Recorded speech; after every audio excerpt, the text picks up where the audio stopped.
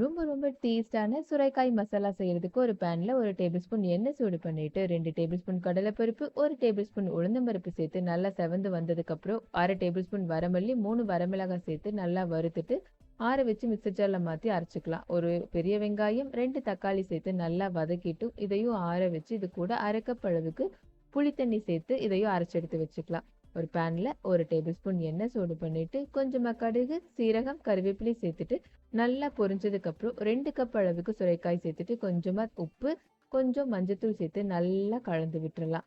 இதை கவர் பண்ணி சுரைக்காய் முக்காவாசி வேகிற அளவுக்கு குக் பண்ணி எடுத்துக்கலாம். இது முக்காவாசி வெந்ததுக்கு அப்புறம் இதை மறுபடியும் நல்லா கலந்து விட்டு அரைச்சு வச்ச பவுடர் சேர்த்து இதுல அரைச்சு வச்ச மசாலாவையும் சேர்த்துட்டு கொஞ்சமா மிளகாய் தூள் சேர்த்து நல்லா மிக்ஸ் பண்ணி விட்டுறலாம்.